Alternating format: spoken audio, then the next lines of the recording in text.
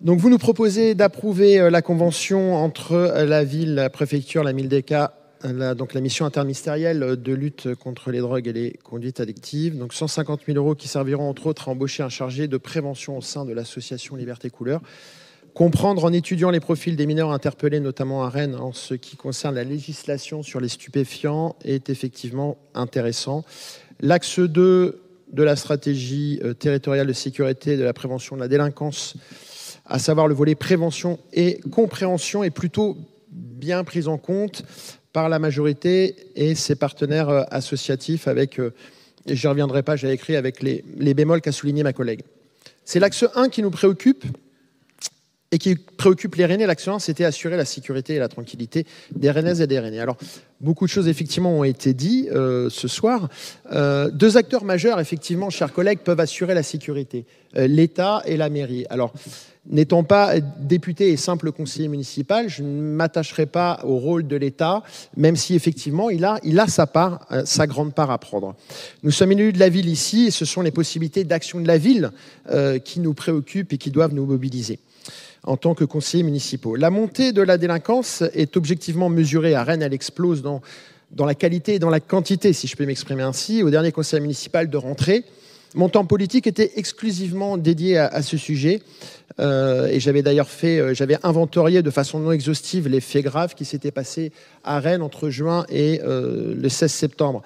Je pourrais, et je ne vais pas le faire, je pourrais dresser le même inventaire avec le même nombre d'items entre le dernier conseil municipal et celui-ci. Attaques à l'arme de guerre, pistolets automatiques, couteaux, les attaques se multiplient. Et que font, Madame la maire, certains de vos élus qui sont en responsabilité ? Ils prennent du temps pour commenter sur les réseaux sociaux les positions de votre opposition. Donc sur ce sujet de la sécurité, d'ailleurs, sans vous faire offense, Madame Briero, qui nous expliquez toujours bien ce que vous faites. Je ne sais plus si je dois m'adresser à vous en termes de sécurité ou à Marc Hervé. Parce qu'en effet, Marc Hervé, notre élu à l'urbanisme, est très prolixe sur X pour défendre la politique de sécurité de la majorité. Je note à ce titre le nouvel élément de langage sur le volume des caméras, et qui d'ailleurs a été repris aujourd'hui. Au début du mandat, vous nous évoquiez un volume modeste. C'était environ moins de 100 caméras, 100 caméras. Aujourd'hui, tout le monde, et on l'a encore entendu ce soir, avance 4500 caméras.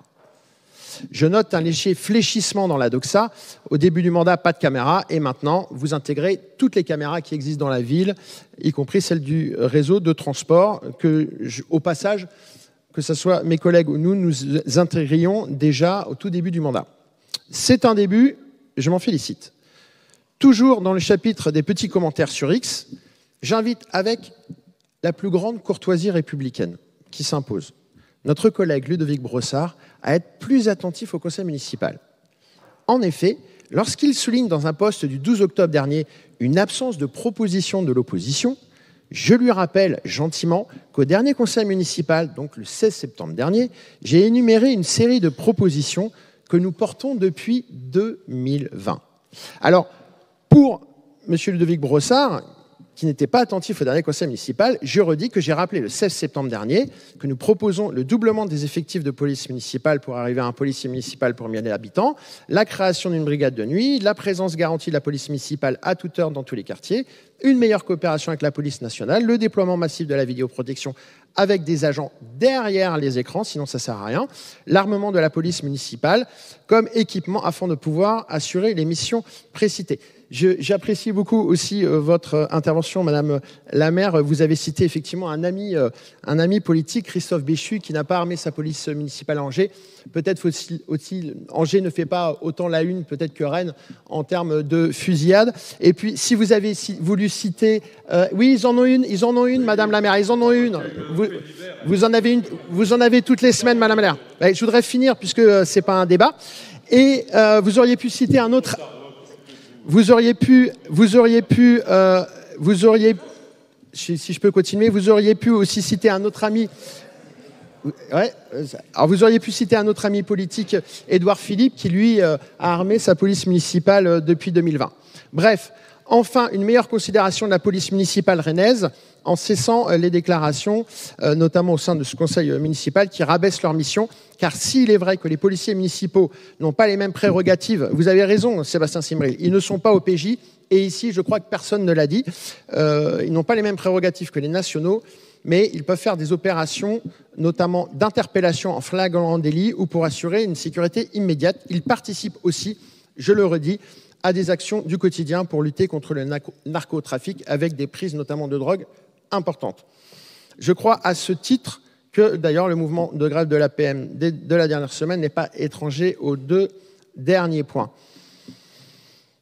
Je suis aussi étonné parce que vous ne prenez pas comme exemple, dans les propositions qui sont faites, le maire de Montpellier, Mickaël Delafosse, qui est un maire PS. Vous auriez pu citer vos amis, Madame la maire, parce qu'il a mis en place exactement toutes les propositions, chers collègues, toutes les propositions et bien plus que je viens de citer. À cette différence près, c'est que sa brigade de nuit s'arrête à 4 heures du matin. Sinon, toutes les propositions, il les a mis. Je pense qu'il apprécierait énormément les interventions de ce début de conseil. Alors, je vais quand même vous faire une autre proposition inédite. Les dealers, depuis quelques mois, sont en train de prendre possession de la rue Saint-Michel. Il y a des bars qui ont fermé et qui laissent des emplacements vides. Devant leur devanture, il n'y a plus rien. Les dealers se sont installés sur ces espaces laissés libres, en l'absence des terrasses. Je vous propose tout simplement d'autoriser les bars et les commerçants de la rue qui occupent les espaces d'à côté à installer des tables pour occuper ces espaces vides et ainsi ne pas laisser les dealers s'installer. C'est une mesure de bon sens qui ne coûte rien, qui n'est pas populiste et qui a prouvé son efficacité dans un autre quartier de Rennes où vous avez autorisé ces terrasses et ces tables à être mises. Les chiffres le disent, la violence augmente. Nous sommes interpellés tous les jours par des Rennaises et des Rennais qui nous disent leurs préoccupations sur la montée de l'insécurité. C'est dans ce contexte, d'ailleurs, que nous avons été interpellés mercredi dernier par la maman d'un étudiant de Rennes School of Business. Elle était très inquiète des agressions qui venaient d'avoir lieu sur le campus. Elle était paniquée. Elle nous a écrit 3 fois. Dans la foulée de ces messages, elle nous a fait parvenir une vidéo en me disant que c'était les images de l'agression qui avait été perpétrée et que c'était tourné par une amie de son fils, elle-même étudiante à RSB. La maman nous a demandé de faire savoir qu'il y avait eu cette agression. J'ai donc publié une vidéo d'une agression qui devait être celle de l'agression du jeune Canadien attaqué à RSB. Le lendemain, un journaliste de 20 minutes m'a dit qu'après investigation, les images n'étaient pas celles de l'agression de l'après-midi, mais d'une agression du soir à Maurepas. Je n'ai pas souhaité retirer mon poste par souci de transparence et pour dire la vérité sur l'erreur commise. C'était bien les images d'une agression, c'était bien le mercredi 9 à Rennes, mais ce n'était pas à la bonne heure et pas au bon lieu. Nous recevons tellement de photos et de vidéos d'agression à Rennes que nous devons effectivement être plus vigilants afin de mettre la bonne vidéo sur la bonne agression. L'erreur ne se reproduira plus, chers collègues. Et pour conclure sur la sécurité et sur les réseaux, je constate au travers des posts de messieurs Brossard ou Hervé qu'ils ont très envie d'échanger avec moi sur la sécurité. Et je vois que Laurent Hamon ou Sébastien Simril, ce soir, ont très envie d'échanger aussi. Alors, Madame la maire, je ne comprends pas pourquoi, lorsqu'une télévision publique régionale propose à vos élus de venir débattre face à moi vendredi prochain sur la sécurité à Rennes, tout le monde se dégonfle. Pouvez-vous, Madame la maire, je vous le demande, autoriser vos élus à débattre face à moi?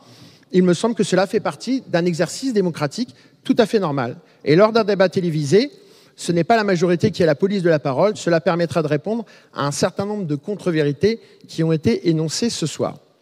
Entre le dernier conseil municipal, enfin, et celui-ci, la sécurité a continué à se dégrader. Madame la maire, les habitants de certains quartiers n'en peuvent plus. Des agents municipaux sont régulièrement intimidés, des commerçants sont régulièrement menacés et parfois menacés de mort par des dealers.